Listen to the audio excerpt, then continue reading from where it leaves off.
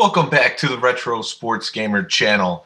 And tonight I'm going to break down the Tecmo Super Bowl Hardcore Championship that happened last weekend here in Chicago. I, of course, was the organizer for that tournament. So we got to take a gander at what happened in Chicago that day. But first thing is first. The Tecmo Cleveland organizer, Tom Jenkins, was nice enough to want to give away a free entry into Tecmo Cleveland for anyone that registered for the Hardcore Championship. So I'm going to do that right now because I did not give it away at the Hardcore Championship Saturday. So I'm going to do it with a random number generator. So I'm going to share the screen, so just give me a moment. And there were 25 registered players.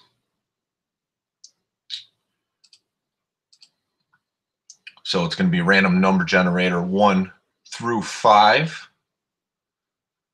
And let's switch that over. Okay, so here we go. 1 through 25. Someone's getting free entry into Tecmo Cleveland if they can make it.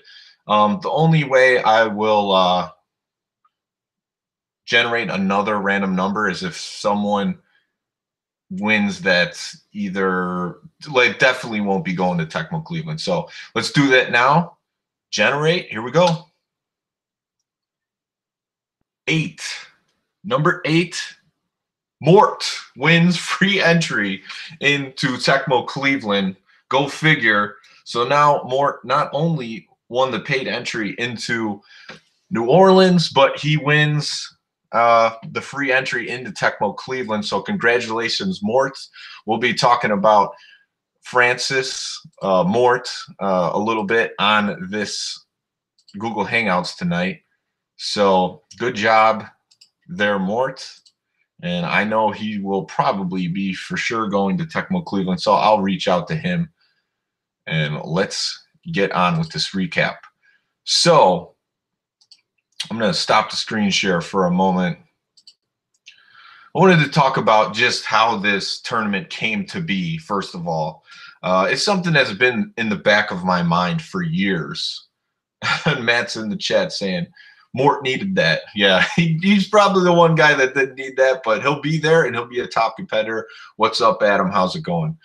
So yeah, the Tecmo Super Bowl Hardcore Championship, it's something that's been in the back of my mind for years, not necessarily being called the Hardcore Championship, but just the fact that once I started playing online about 10 years ago and got involved in a couple of live tournaments, there were some rules that were put in place that you couldn't do when you were playing. Now, I've already played this game at that point for, 14, 15 years. So I have a set way of playing, which is pretty much whatever the game allows you to do. That's how we would play the game. So probably about 2 years before I knew about anything Tecmo Online, my cousins and I started a family Tecmo Super Bowl tournament on Christmas Eve. So we play in a family Christmas Eve tournament. It always ranges from like 8 to 14 players was the most we've had.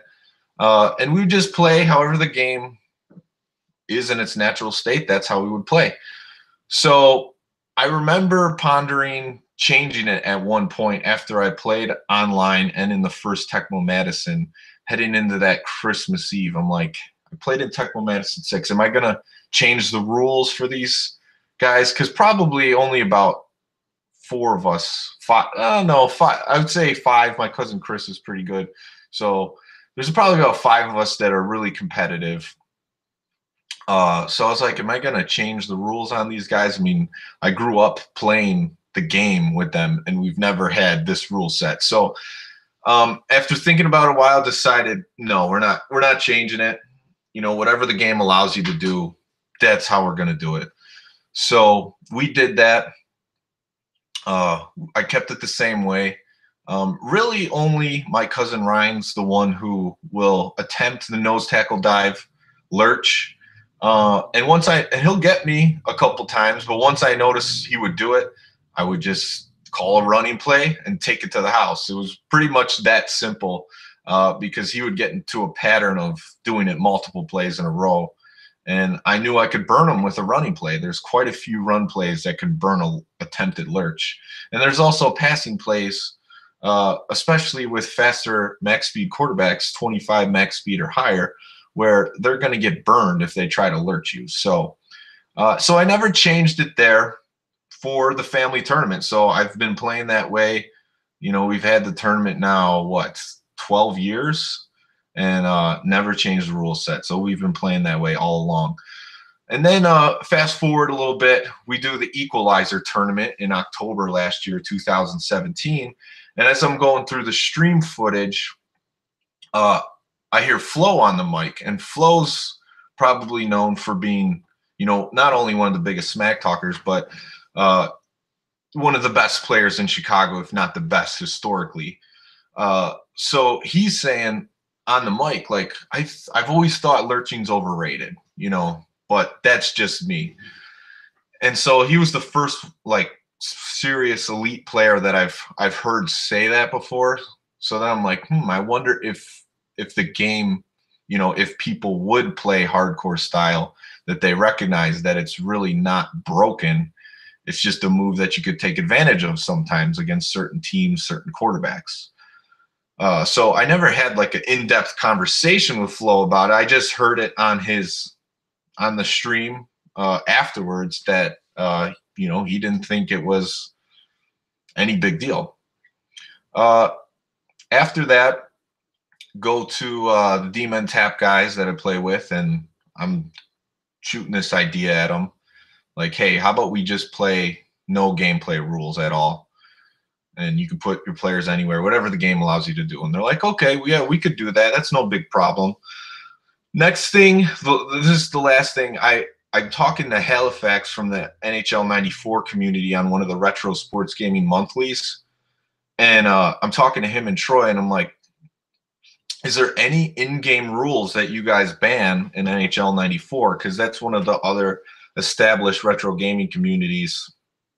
And he's like, no, we don't ban anything. Even though they know there's like a pass shot thing that sometimes you could take advantage of, they don't ban any rules or anything that you could do in the game. They don't ban it. So I learned a little bit something from them. And then I'm thinking, have I ever played any sports game where I banned something you could do in the game? And the answer was no. I never did do that. If the game was broken enough, then I just wouldn't play it, and I wouldn't think it's that good of a game. Like, I know like Double Dribble is one of those games where you could just like continuously hit a three from a certain point. I never played it enough to know that, but Tecmo it's not a broken game naturally. So decided to go forth and throw this tournament. And of course, we had 25 players play. A lot of guys from the Tecmo community that I'm glad made the trip out to Chicago to play in this tournament. So I knew if there was one guy who believed in it, there had to be handfuls of others that at least believed in this idea that, yeah, well, let's give this a shot. I don't think we need some of these gameplay rules. So we did the hardcore tournament. We had 25 players. We went for 30. Originally, I was talking to the bar owner of Demon Tap, Phil, and I wanted to go for 20 players like we did the equalizer because I knew it was a new idea, but he wanted to go for 30. And, he's willing to do a little bit of marketing. So I'm like, yeah, let's go for it. So 25, the goal was 30. We got 25 players to play. So I was pretty happy about that. So let's talk a little bit about the tournament. 25 players, everybody's advancing to the next round. So we had 5 groups. I made the groups randomly. I decided because of the rule set that it wouldn't be fair, even though I knew that the best players would still be the best players. I decided that, we got to do this random because, some guys might not think they're ranked as high for some reason. So let's share that screen now from tecmobowl.org and see how the groups went. So here we go. Here's the groups. First group, I called the GOAT group because Joey Gatz is in that group. 3-time Tecmo Madison winner in a row, the three-peater. He went 4-0 in the group. Darth Rockman, 3-1. 2-2, Hank the Tank. My cousin Sean, 1-3. And my buddy Brian from D-Men Tap, the big 04. He was bragging about how he had the worst loss in a Tecmo tournament history, 94-0. My cousin Sean's sole win was against Brian, and he just poured it on him. So that'll look good on his stats later. But yeah, this group pretty much went how I would draw it up if I were to guess. Joey Gatz, best player, wins the group. Darth Rockman, another elite player, great tapper, 3-1. Hank the Tank, the gunslinger, goes at the 2-2. Tecmo Bow group, the next group, another well-balanced group. Tecmo Bow takes it 4-0. He's the assassin Tecmo Bow. Then we had Kevin Cavarello come in from Ohio to play in the tournament. He went 2-2. Peter was a new player in this tournament. He's like, you know what, man? I've never lost in Tecmo Super Bowl in my whole life. And, hopefully I'll be humbled in this tournament. And he went 2-2 in his first live tournament. Donnie Balu, he's a guy that plays in Bloomington and Madison. He's an Illinois guy. He went 1-3. When I talked to Donnie, I'm like, man, you're always a wild card, because when I played him in Bloomington, I mean, the first game I had against him was back and forth. It was an unbelievable game. And then I had to play him twice because we were only 4-player group. And then the next one was just like totally different. So he went 1-3. I'm sure he would have liked to do a little bit better. And Joe in this group was another new player from Indiana. He went 1-3, and he got his win against Donnie. So overall, Tecmo Bow took that group. Next group was on the Retro Sports Game channel on the stream most of the day. We were looking to split it up and just get different people on that stream. But the way it worked out, we just put this group on the stream most of the day. So Flo went 4-0.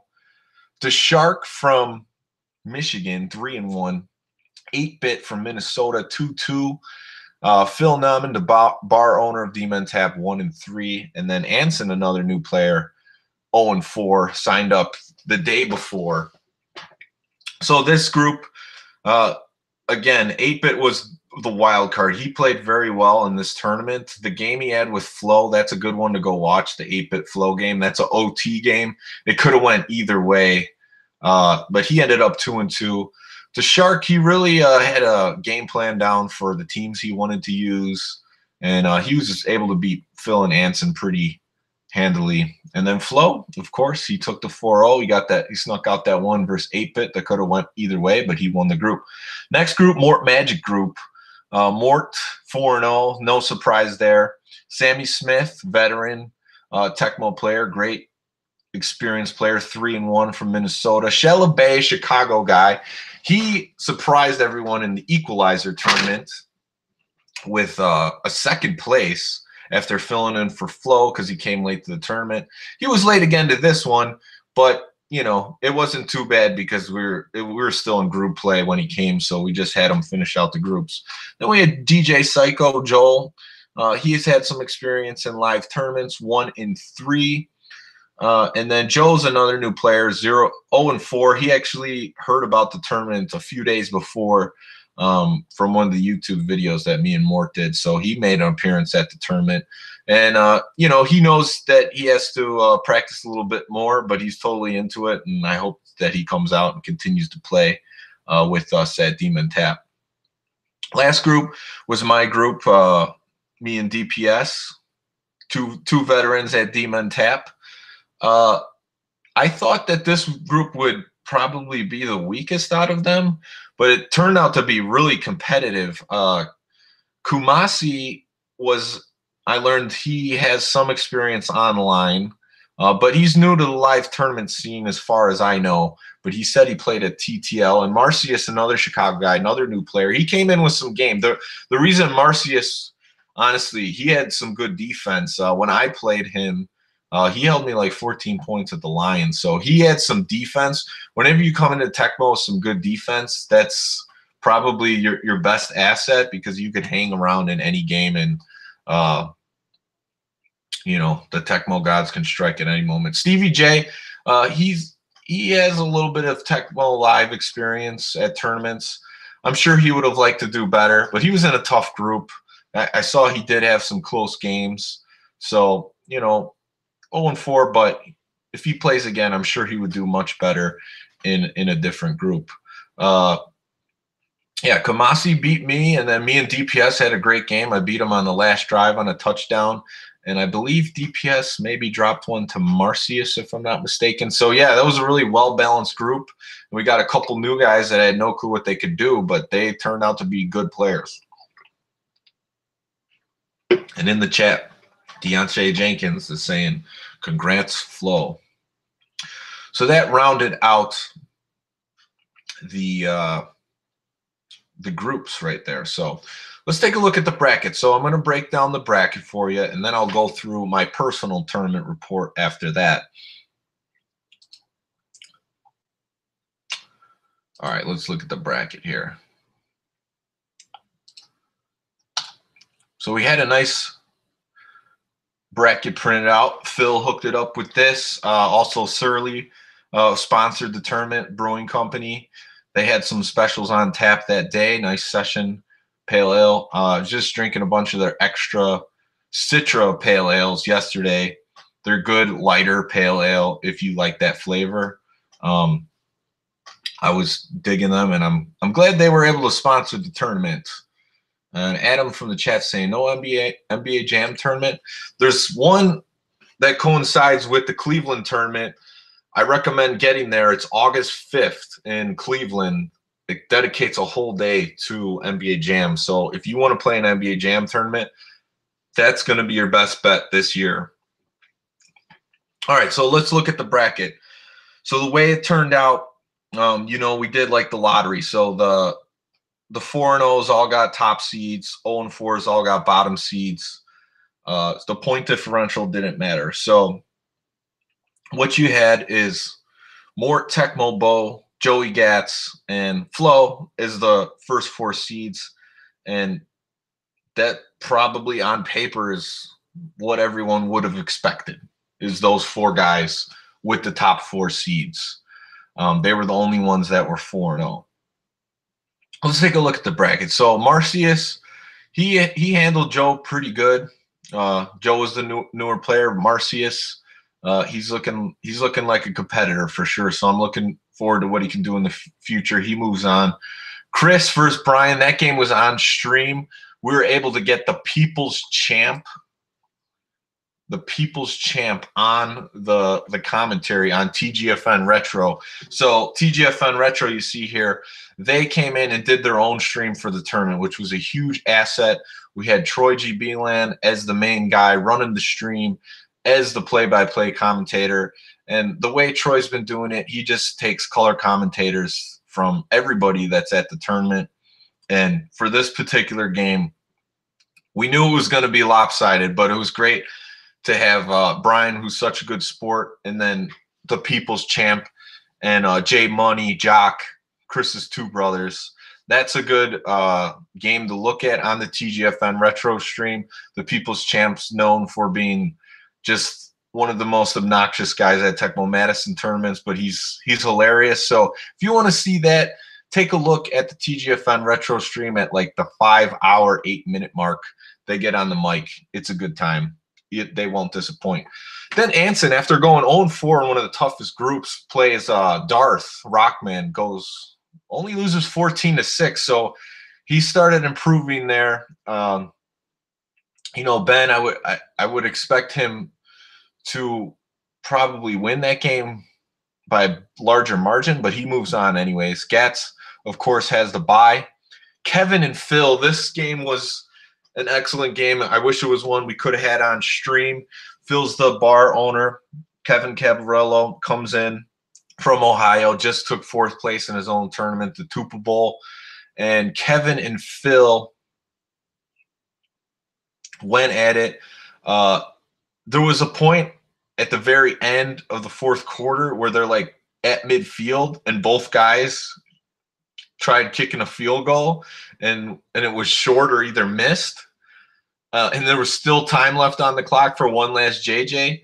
I forget who had it, but so the game went into overtime after all that drama, and Kevin was able to take it. And I think he was the favorite in that matchup. But Phil plays with us at Demon Tap all the time, and he could surprise you. He's got some skills. He's got a good game plan. So Kevin escapes that one from Phil. Then you got Shella Bay, Chicago guy versus Donnie Balu. Donnie tried to muck it up a little bit with a Tier 5 call. So it was Browns Seahawks, and Shella Bay had the Browns. Donnie had the Seahawks. It was a pretty well-played game. I did watch that one on the Retro Sports Gamer channel stream. And, besides for a drive or two, it was pretty much back and forth until the end of the game. So this, even though it was a 14-point deficit, it was pretty close up until the fourth quarter. I had a bye. Then we move on to the next side. 8-Bit and Sean. Now, Sean's my cousin. He only won one game in group play. 8-Bit 2-2 in a tough group. Sean, I talked to him a little bit after the game. He said he did have a chance to win the game, and he just blew it. The thing with my cousin Sean is he's always the tough competitor versus me at our Christmas Eve tournaments. He's usually the guy that plays me in the finals. He could play anyone tough. It's just whether he could close it out or not. He played Mort at the Equalizer tournament in the first round after not winning in group play, and he was the Falcons versus the Redskins, and he had a chance to win that game. He only lost 10-7. So Sean could sneak up on you, and 8-Bit was able to escape there. Stevie and Joel, I don't know what happened to them after group play. I don't know if they didn't know that they were advancing to the next round. I thought it was pretty clear about that all over the place. But I couldn't find either of those guys, so we had to move Hank on to the next round. So, yeah, with the next game you see there on the right side, Peter and Joel. So Peter moves on. Kumasi versus Joe. Joe was, last-minute entry into the tournament. And Kumasi, he's been playing. He's one of the guys that beat me in group play. So he could play. Beats Joe 30-0, advances, and the Shark has a bye. So now we're on to the final 16. Mort versus Marcius. I believe this was a Oilers 49ers matchup, and Mort just took care of business. How's it going, Troy? Mort took care of business. Mort with the 49ers. I mean, that's just any way you look at it, that's going to be a tough game. Then this was a big marquee matchup in the round of 16. We got Chris Sammy Smith versus Ben Darth Rockman. These guys have met up before in online tournaments, online games, and I'm sure Chris thought it would go a little bit differently than this, but Darth Rockman moves on, wins 20-0, and advances to the next round. So even though, Ben, the round before, he only wins 14-6 versus the more experienced Tecmo veteran, he's able to move on 20-0. Joey Gatz versus Kevin. So Gatz is going up against Kevin, and obviously Kevin's a good player. He's very talented at all sorts of sports games. And I didn't talk to Joey Gatz about this one or see the game, but when I talked to Kevin, he said, I played him pretty well. I felt good about the game. He did win, but it was a good competitive game for sure.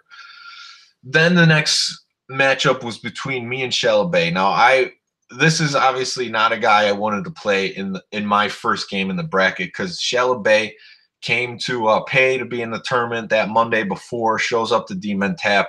I've never played him before, so I challenged him twice in a row, and he beat me. He beat me in both games.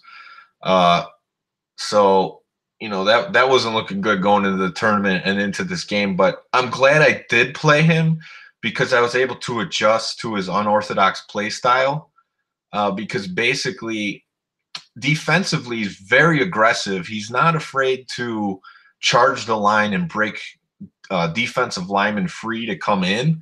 So that's what he was doing to me on Monday, and I just was not ready for it, especially with Tampa Bay versus the Vikings, because Tampa Bay's offensive line sucks, and he was just blasting those guys off, getting in there, making me run around with Vinny, and it was just an ugly game. But this one was Lions Vikings. I was using the Lions all day in tier 3. If I won the toss, it was calling tier 3. So I figured he'd pretty much go with the Vikings because he beat me with that before. This game was back and forth. I was ready for him to make some aggressive moves on defense, and he did do that. I capitalized. So whereas on Monday night I would have the Bucks can't capitalize as much. If he does that against Barry Sanders, I'm gonna make that a touchdown, and that's what happened.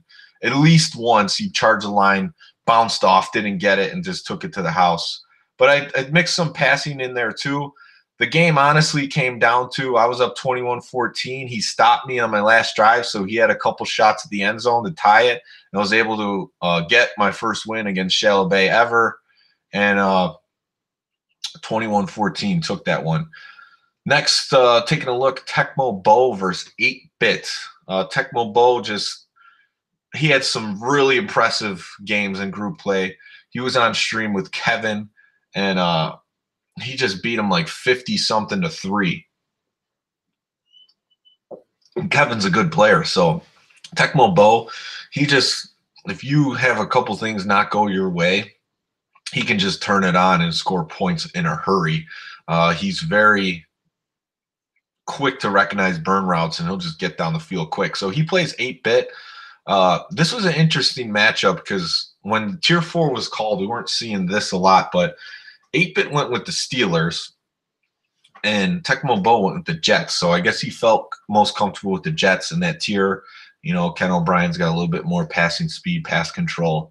And 8-Bit went with the Steelers. I think the Steelers are a good pick because sometimes games could go either way with the Steelers.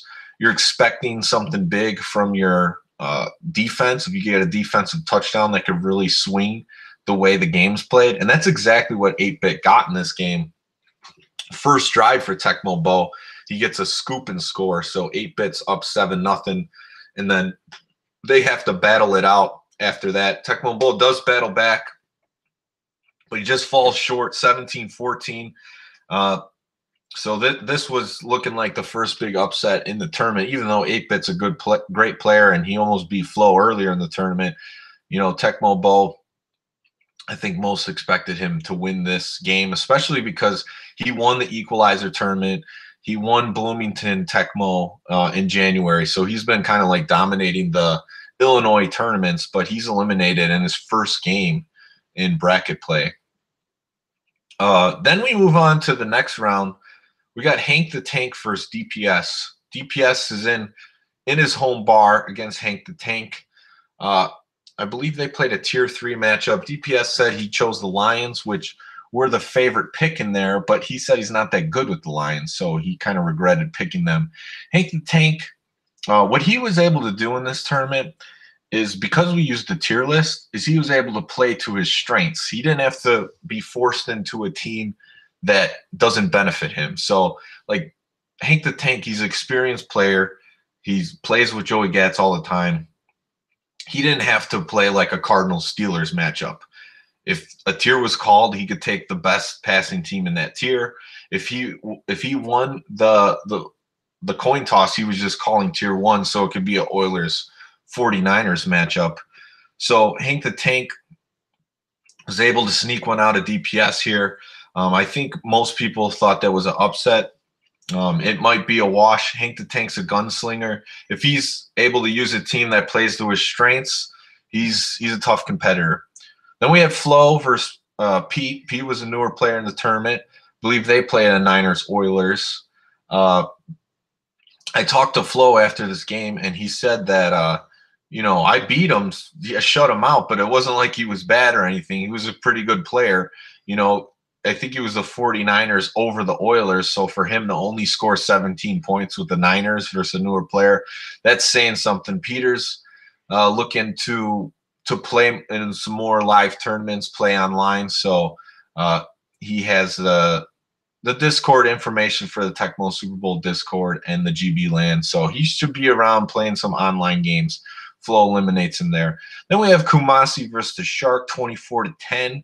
Kumasi 2-2. He had a big win versus me on stream, on the TGFN Retro stream, heading into the bracket play. But the Shark played him. I believe they played. This one's on the Retro Sports Gamer stream, so you could go to this one. The Shark, I think it was Chiefs Bears, if I'm not mistaken. I talked to the Shark after, Joe. I talked to Joe after this game. He's like, Kumasi's a tough competitor. He's like, I just think his playbook wasn't set up as good as it could be for the hardcore format. So he was able to take advantage of a couple lurch attempts, nose tackle dives, and play that to his benefit. So the Shark moves on. We're down to the final 8 here. So we got Mort versus Darth. Now this looks on paper like it's going to be a heck of a matchup. Mort was going with some tier strategy all day. He calls tier 2. Ben, of course, takes the team from tier 2, uses the Dolphins, and then Mort drops the tier 3 with the Vikings. So he was very comfortable with the Vikings in this tournament. Mort's a premium defender, and the Vikings have like a top 5 defense. So he went ahead and he was going with that. With Anthony Carter as someone you could move into running back with the 56 max speed running back, I think Mort felt like they were like upgraded Steelers. So he had no problem playing this match. This was on the TGFN Retro stream if you want to check it out. I felt like a few things at the beginning didn't go Darth's way, but after a while, it was obvious that Mort overwhelmed him with his knowledge of the game, especially in this format, because Ben had Dan Marino with that slow max speed, 6 max speed.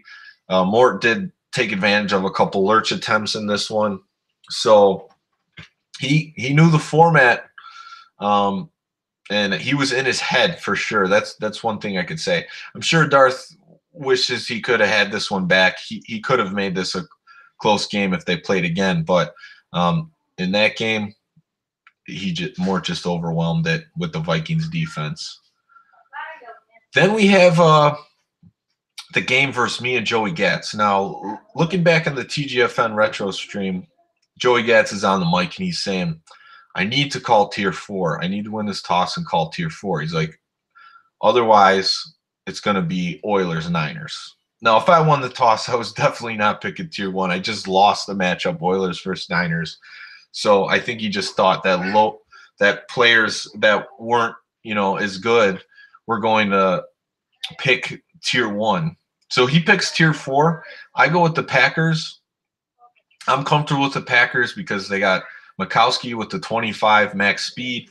I was going to see what he gave me with his playbook for possible Bob Nelson lurches. And, they have the Sterling Sharp factor. So in that tier, he's the top receiver. So I figured I might need that in this game versus Joey Gatz. So I go with the Packers. He goes with the Cowboys, which are the most well-balanced team in that tier. So no surprise there. We play out the game. The first drive that I have, I throw a pick. So that's obviously not the way you want to start out against the greatest player of all time. But his next drive, the one attempted lurch that I had with Bob Nelson was a running play for him. And he took it to the house on a run 1. So that's the thing. You play a top-notch player and the lurch doesn't pay off, then they're just taking it to the house. And that's what happened in this one. For some reason, I listened back to what I said in this game. I thought he wasn't calling pass 1 or pass 2, but he was. But in my mind, I was like, I'm not going to lurch anymore after that. So I didn't. I hung around, had a couple big bombs to Sterling Sharp. In the second half, I was able to get 2 picks. The first one, Joey Gats thought I was going to go underneath, and I stayed up top, got a pick there. And then on his next drive, there was everybody was covered. I think there was a flicker that he saw and some of the broadcasters saw, and he threw it to a covered receiver, and it resulted in a pick.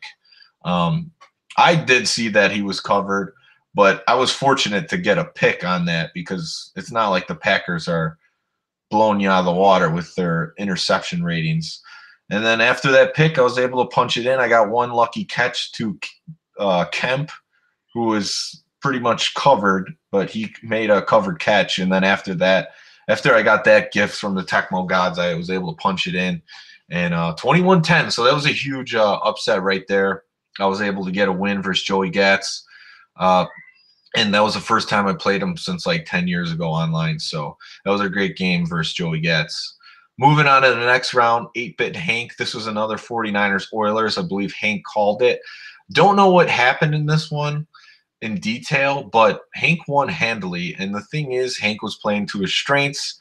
He's a gunslinger. He's going to take a ton of chances. And when the numbers are going to start favoring him because of teams like the 49ers and Oilers, he has a really good opportunity to come out on top, and this is what he did in this game. And he moves on to the Final Four in what we would call another upset. Flo versus Shark. Now, Flo had Shark in his group, so this is the second time they were playing of the day. 28-10 was the final score. This is on the Retro Sports Gamer channel stream. I think this one got out of hand early for the Shark. It didn't, it wasn't as close as their earlier matchup from what I remember, and Flo was able to move on. So the Final Four was me and Mort and Hank the Tank and Flo in the hardcore tournament. Two of the number one seeds are out at this point. So the game versus me and Mort, it's on the Retro Sports Gamer channel stream. I win the toss. I call tier 3. I told Mort my strategy the night before. I'm like, if anyone calls tier 2 or tier 3, I'm going with the Lions. I just felt comfortable with the Lions, and I was 5-0 all day with them. So, of course, picking tier 3, Mort knows my strategy. He picks the Lions. And honestly, I was picking tier 3, and my opponents were not taking Detroit Lions. So I was getting them because they weren't choosing them. There was 8 teams in that tier. So Mort was the first one to take the Lions versus me. But I still felt comfortable in the matchup. I went with the Bucks. I got the Wayne Haddix factor on defense, so I can slow down Barry Sanders and possibly JJ pick some Rodney Pete, Andre Ware action. And then I got the max speed with Vinny Testaverde, can run around. So in this one, Mort had a really good first half. He was up 10-0. I had a chance to kick a field goal, and in our practice games the night before, Mort was blocking like half my field goals. So I was pretty close, probably like the 15 to 20 yard line, and I quick tapped and I missed that field goal. So I was down 10-0 at the half, receiving the ball. I kept myself in the game to like the very end, but I fumbled twice offensively. And, I listening to Troy's analysis of the way I play is that I stay in bounds too much. So I will have a tendency to not go out of bounds, but the Tecmo gods really struck me in this one. I had 2 lost fumbles on my drives down the field, and then at a certain point, I was able to make a couple defensive stops to give myself some JJ attempts, but they both resulted in picks. So I was really happy with my defensive game in this one, but in the end, Mort's defense was just better, and he got those 2 fumbles, and he was just able to take the win and move on to the finals. Then we got Hank versus Flo. This was another really good game. This is on the TGFN Retro stream. This one came down to the very end. Hank calls the tier 1. He goes Houston 49ers. That's his game, the passing game. And Flo's not scared of anything. But honestly, Hank had a chance to win this one. It was 14-13. He had the ball in the fourth quarter. Hank did. And Flo ended up getting back. I think it was a turnover on downs, and then he punched in the last one. And then, 8 points, no 2-point conversions in 1991 or in Tecmo Super Bowl. He has no chance of winning at that point. Flo moves on in a highly contested game. Third place game, real quick, was between me and Hank. I called tier 3. Went with the Rams to favor his play style. I went the Lions again. Was able to beat Hank pretty good. He didn't really stop me on defense. That's the way it went. I had a couple defensive stops. He didn't have any. 28-14. Congratulations, Hank, for that fourth place finish. I finished third. So then we got the Mort Flo matchup. And honestly, I was only able to see the last minute. But the call was a tier 2. And then Flo was the Bears. Mort was the Bengals. I think this was the first Bengals used all game. I understand why Mort chose the Bengals, though. He gets a little bit more max speed at quarterback versus a slow William Perry, so he probably doesn't have to worry about anything lurching there. And then he's got David Fulcher to try to pick off the poor Bears quarterbacks. Flo goes with the hometown team Bears. And you know what? Looking at his playbook, he goes with no shotgun plays with 13 max speed quarterbacks. So this is where I really figured out why Flo likes lurching, because he knows how to take advantage of it, versus Mort, who knows how to take advantage of it defensively with some of the ways he could get in with the linemen. Flo's just like, look, I dare you to lurch. I got Neil Anderson in the backfield, Johnny Bailey. If you miss, I'm taking it for a touchdown. And that's what his playbook said to Mort. I believe all game Mort only had one successful lurch. But this one was back and forth, a lot of turnovers. Basically, the turning point in this one, it was 10-10. And in the fourth quarter, Flo realizes that Jim Harbaugh is in excellent condition. So he moves into excellent. He has a 25 max speed. So he's turns into a scrambler. He's feeling good. Jim Harbaugh's legs are moving. And he really grinds it down the field, wastes a ton of clock, and he hits in a very what's the word I'm looking for? It was a very tense moment. He knocks in the field goal because he knows Morse could get in on those blocks. 13-10, he's up. It looks like he might have just sealed the game, but then Mort gets out of bounds with 2 seconds left to go. We've seen what Mort's been able to do just with any time on the clock, throwing up a bomb. The equalizer tournament comes to mind for me. The play he had, the crazy play he had with the Redskins over the Chiefs versus Regulator. No one expected that to happen. So he makes a couple subs. He scrambles around with Esiason to try to get as much time as he can to throw. But the Bears were all over him. He only throws it down to about the 35-yard line. And the Bears got the best secondary in the game interception-wise. And the game is over. Flo was the hardcore champion, Tecmo Super Bowl hardcore champion of Chicago, the first ever. And he just played a great tournament. He was 8-0. And the cool thing about these two guys being in the finals is they're both Chicago guys. They both believed in the format, and they both showed you why they were there. Flo's games are actually all on stream, so his whole tournament is on stream. There's 6 of his games on the Retro Sports Gamer channel stream, and then 2 of them on the TGFN Retro stream. So you want to check those out. Flo had an awesome tournament, and so did Mort, really. And it's no surprise those two guys were in the finals. 13-10. It was a thriller. And it's a game you definitely want to watch. A lot of people hung around to watch the finals games, which you don't always see at the tournament. There are probably about, I want to say, 10 to 15 of us left over to watch this match. So congratulations again, Flo. He won the hardcore belt, the cash prize, and paid entry into the Midwest Tecmo Super Bowl tournament in Cincinnati, Ohio, ran by the votes. David Fulcher is going to be there. Mort was his second place victory. He's going to New Orleans to play in the Tecmo Tour at the brewery. He wins paid entry to that.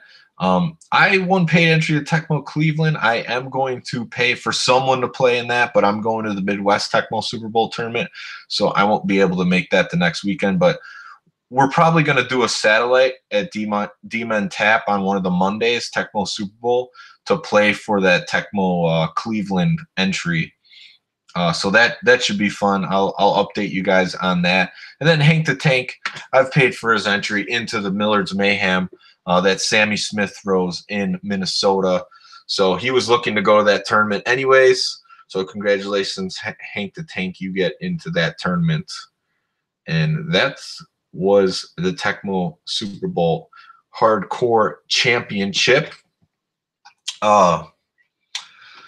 What I'd like to do is just talk about my personal tournament report as I do on most of these recaps.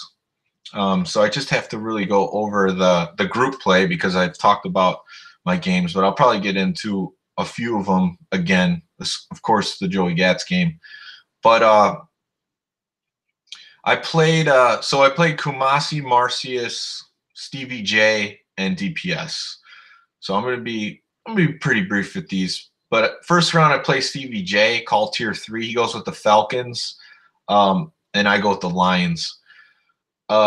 Stevie, the one thing I told him after the game is he just didn't use Andre Rison enough in any capacity. He wasn't really throwing balls up to him because he didn't use him at running back. So I just told him after the game, like, you either need to put Rison at running back, take advantage of his 63 max speed, or you need to throw to him more often.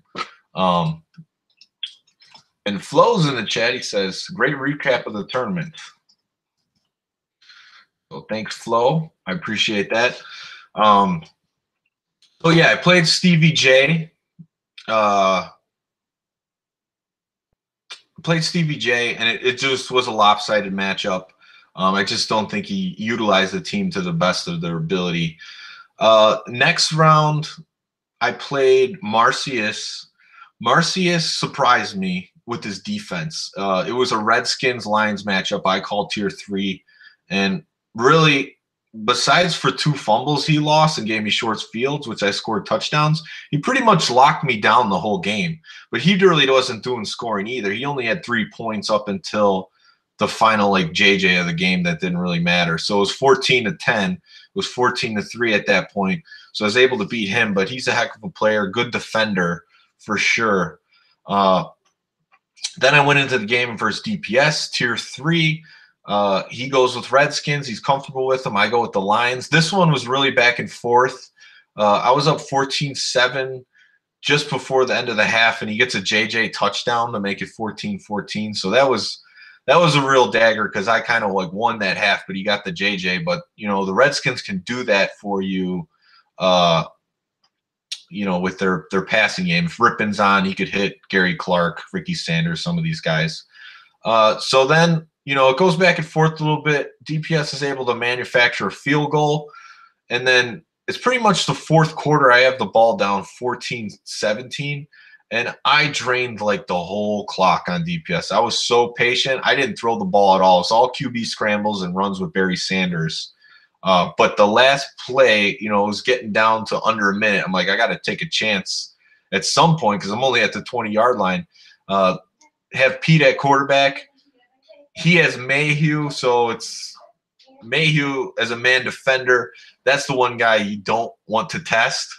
But he left me enough room to Robert Clark on the red gun play, and I was able to sneak in a diving touchdown and get the win there. I don't think he had any chance to even throw one up after that. I just managed to clock perfectly, was able to beat DPS, which I've played quite a bit. Then my last matchup was against Kumasi.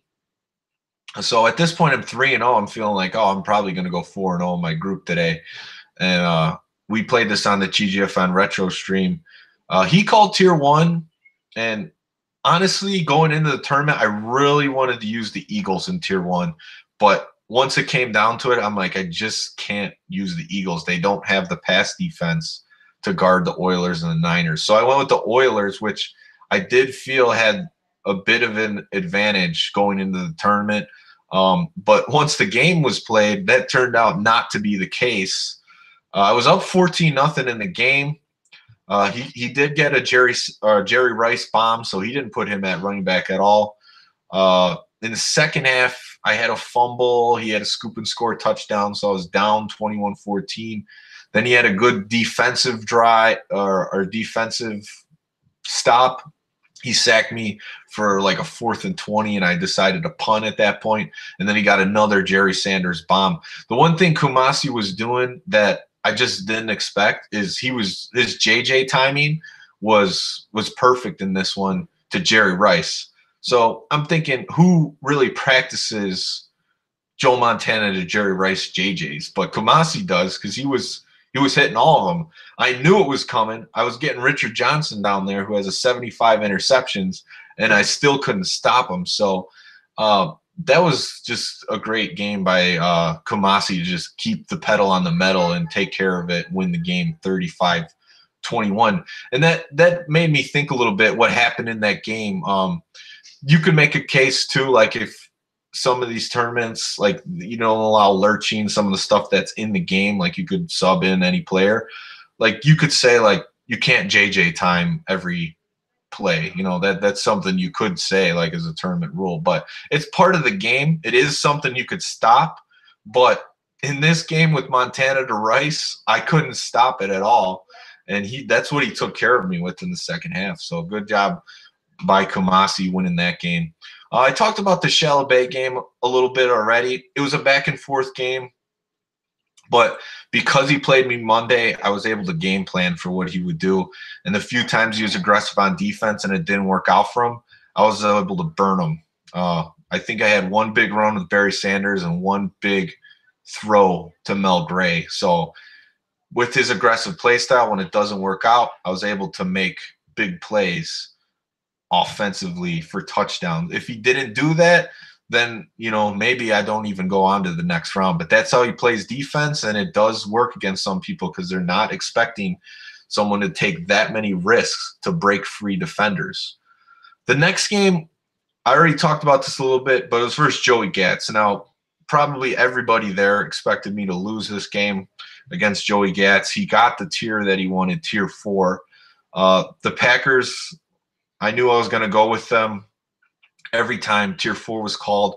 I just wanted that faster quarterback. I just didn't want to even worry about anyone potentially lurching. And I figured I'd probably need a couple bombs in this game to move the ball down the field against a great defender. And I was able to cash in on a couple of those opportunities. Played great defense after I missed that lurch versus him.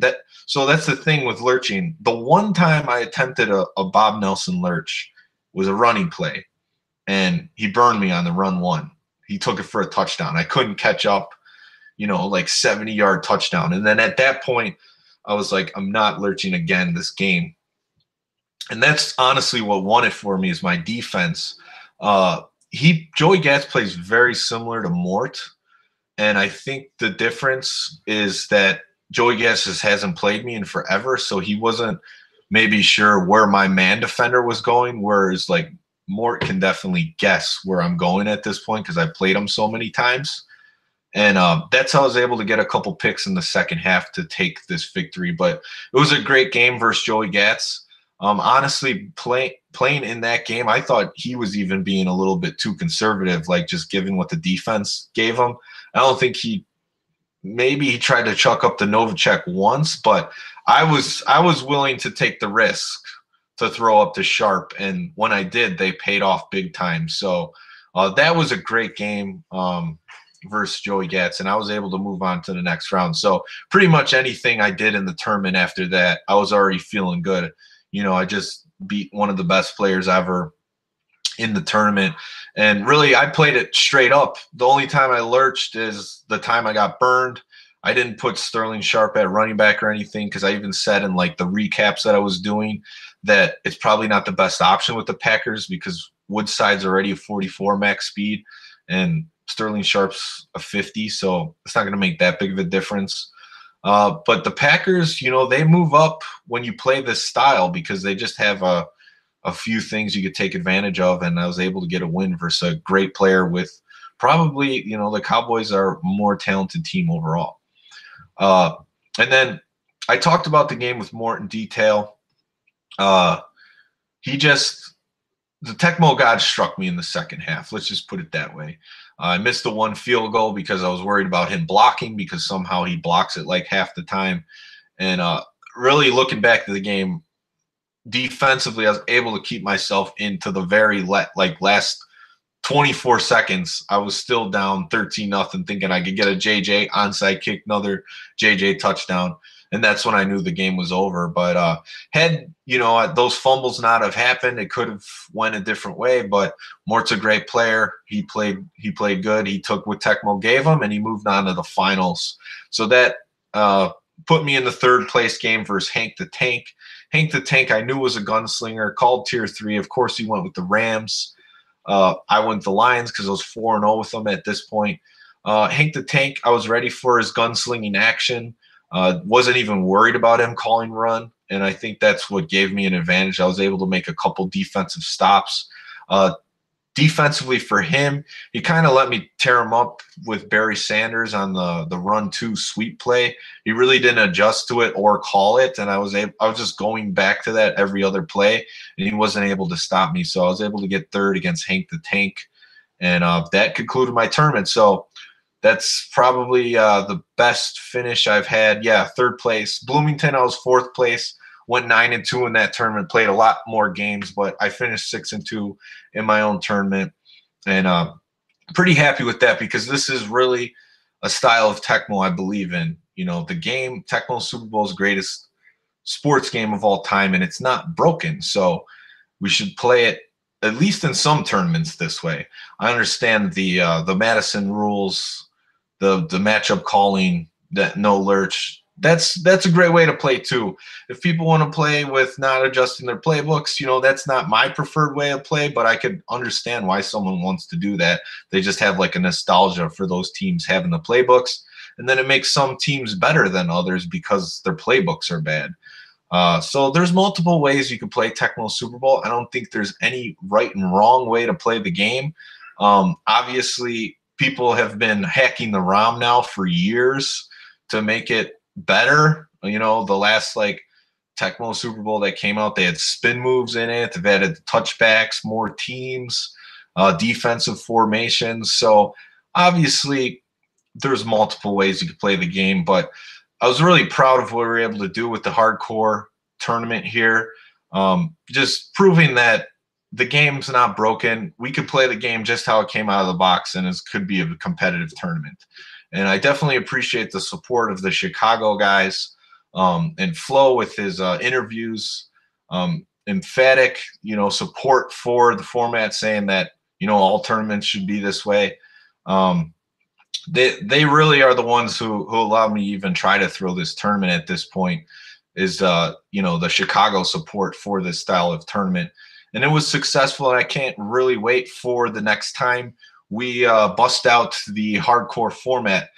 Troy, he was the commentator, Troy GB Land. You've seen him on this channel before.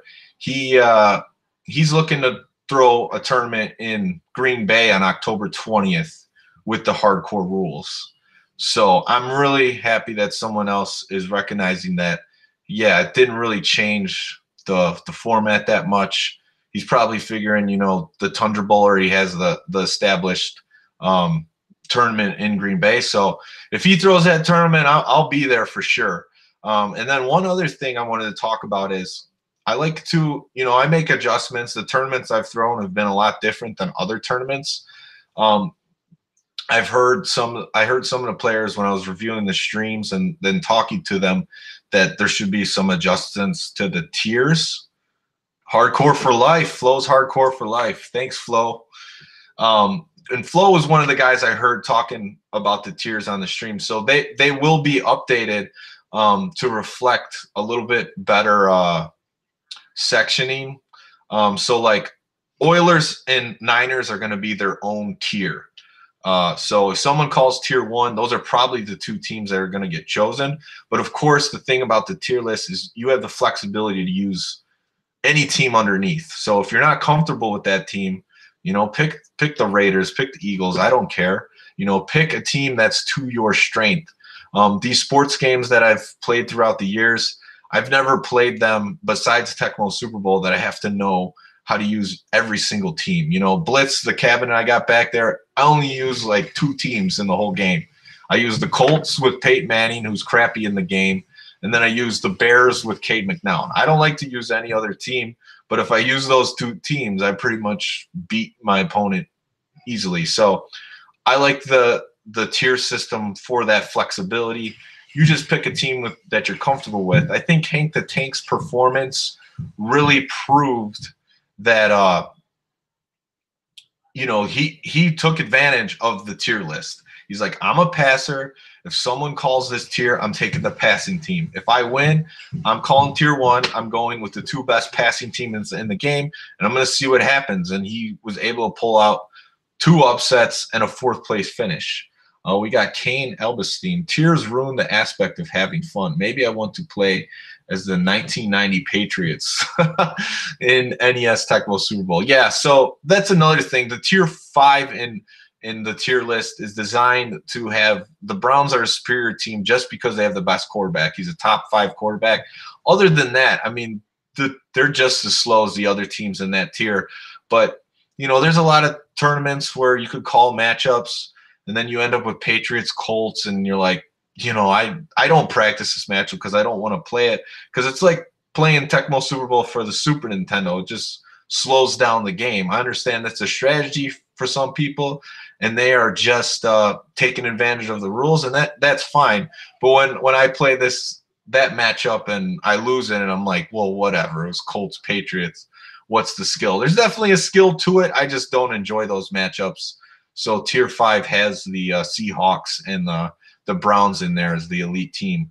So this is what the tiers will be moving forward. If Troy throws that tournament October 20th, will be the tiers. We'll update them. The Oilers and 49ers will be their own tier, tier 1. The thing about tier 1 in this last tournament is there were some teams you just didn't want to use. The Bills have horrible pass defense, so they didn't get any use at all. So tier 2 will be the Bills, the Eagles, the Giants, and the Raiders. The Raiders bumped up because they just have so much speed on offense. They give you the best option of, like, you could have a 75 max speed running back and a 63 in the backfield at the same time. So someone could utilize that team in that tier. The Eagles, of course, they have QB Eagles, Randall Cunningham running all over the field, slinging the rock. He's the ultimate weapon. And then the Bills and the Giants are just 2 really well-balanced teams. The Bills have the advantage in the passing game and running game a little bit over the Giants, but the Giants got that great defense. I can't make the 20th. All right. So that would be tier 2.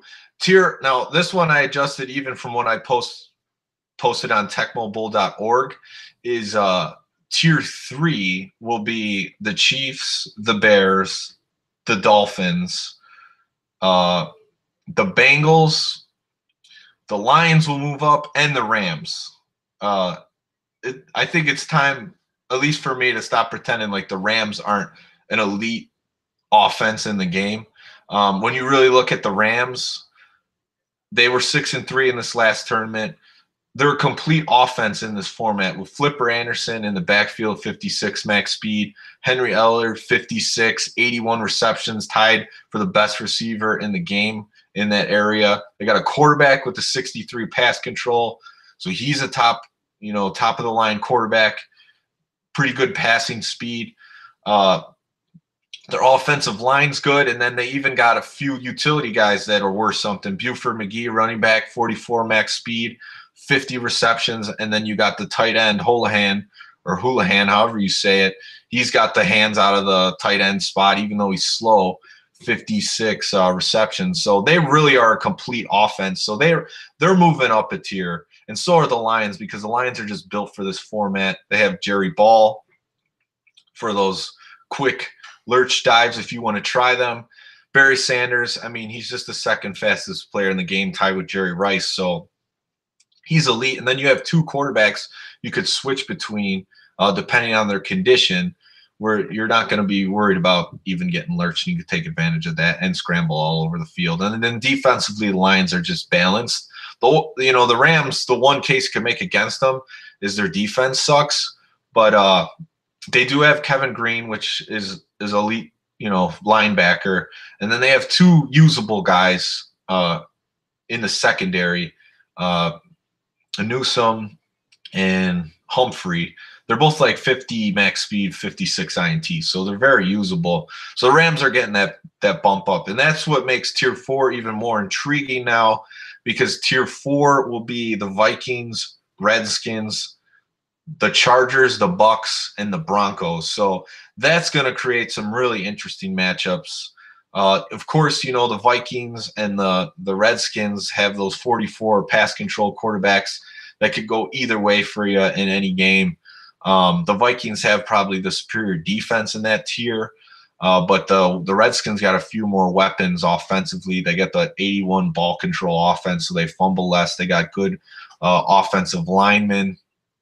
And then you have the Chargers, who have that 63 max speed running back that you could take advantage of. They're pretty much a close copy to the Broncos. They also have Bobby Humphrey, 63 max speed running back. The thing about the Chargers, they have the elite defender and Gil Bird that could pick off some of these poor quarterbacks in that tier, whereas the Broncos have the advantage of the 25 max speed of Elway, which can run around a little bit. You can open up the playbook more if you want to. And then you have the wild card team in this tier is the Bucks. The Bucks have great pass coverage with Haddix and all those other poor quarterbacks. If you're a man player that knows what you're doing, you could really take advantage of those quarterbacks with Haddix. And then, of course, Vinny Testaverde will have the best pass control in that tier, 56 pass control, 31 max speed, tied for second fastest quarterback in the game. He could scramble all over the place. You still have a decent running back, 50 max speed, and then carrier on the outside. So that tier will be a lot of fun to play updated. And then another tier, the Falcons, they saw one game. I don't think Risen's presence as possibly a running back really did much for people wanting to use the Falcons, because pretty much they're Andre Rison on offense, Deion Sanders on defense, and the rest of the team is pretty average. The Falcons do have a couple good offensive guys, though, like Sean Collins of 50 max speed and Rozier. So at least they have that, but their defense is pretty poor besides for Deion Sanders. So they're going to move down into a tier with Falcons, Cowboys, Steelers, and Packers. So that is going to make a really interesting tier. Each team has their advantages. Steelers, one of the top defenses in the game.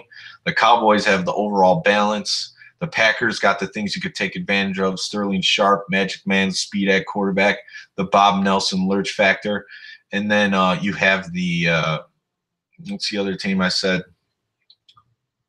The Falcons. Yeah, so the Falcons got the two elite defenders on each, or the elite players on each side of the ball. So that'll be a fun tier. And then the next tier that a lot of like skilled, experienced players will probably call is only 3 teams. But of course, you can always go down, use QB Browns, and if you want a better passer quarterback. But the next tier will be the Cardinals, the Jets, and the Saints. So you still got Ken O'Brien, pretty good quarterback.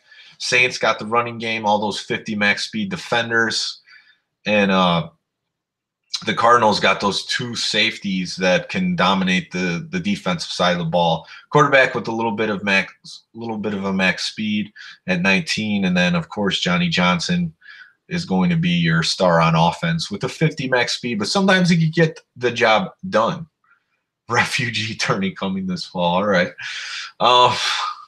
And then the last tier will be the same. It's Browns, Seahawks, Patriots, Colts. No one should really use the Colts unless they're messing around. The Browns, they suffer the same thing as the other 2 teams. The Patriots have a faster guy in offense. Marv Cooks had a 44 max speed. the Seahawks are slow on offense, but they have 69 pass control quarterback and Dave Craig. And, you know, the Seahawks and the Patriots both have an elite defender. The Seahawks got Jacob Green on the line, and the Patriots got Lippett as a cornerback with his high max speed, 56, and a 63 interceptions to take advantage there. So those are going to be probably the most used teams. But I could see QB Browns being used, especially if the tier before is called, which I think would be tier 6 now. So we're going to get that updated. Troy is in the chat saying it was a pleasure to calling the tournament. It was great to have him there, get all the different guys on color, do some interviews, even play some other random streams. They had like an NHL 94 game going between EA, who's a great NHL 94 player from the Chicagoland area who came out to check the tournament, versus Kevin Cabarella, who's an all-around retro sports gamer. And then they were playing Street Fighter, Mortal Kombat. Nobody beat Troy in the Mortal Kombat $20 challenge, so he's still looking to give up that $20 for anyone that could beat him. So next tournament I know for sure that TGFN will be at is Tecmo Cleveland, which we just saw the very beginning. Mort won his free entry into Tecmo Cleveland, and that should be a good one. I'm looking forward to that. They're not calling the Jam tournament, but the Tecmo tournament, and Cleveland's they're just killing it over there. They have so many satellite tournaments. And Kevin, who was played in the hardcore tournament, actually won one the night before. And he's like, it went late. He's like, I basically took a nap and then came to your tournament. So he had success. So congratulations to him. And the guy who beat me up in the Tupa Bowl, the Ultimate Weapon, won the night before the satellite tournament for Cleveland. So I like what Cleveland's doing there. And like I said, we'll probably do a satellite tournament at Demon Tap on one of the Mondays, make the rest of the guys fight it out for an entry to Tecmo Cleveland. But overall, that's the Tecmo Super Bowl Hardcore Championship recap. I appreciate everyone who came out and supported the event, signed up for the tournament, even guys who just came in attendance. It means a lot. You know, I really wanted to get this format out there. I think it was very successful, and we'll probably see more tournaments like this. And like I said, even Troy wants to throw in October 20th in Green Bay. So I'm looking forward to playing this format, providing support wherever I can. But of course, I'm going to want to play in the other tournaments as well. You know, any way you can play Tecmo Super Bowl is awesome. That's the bottom line. So, guys, if you tuned in live, thanks for watching this. And congrats again to Flo, Kyle Flo, Tecmo Super Bowl Hardcore Championship. I hope he wears that belt to some tournaments he goes to. But overall, thanks for watching and take care.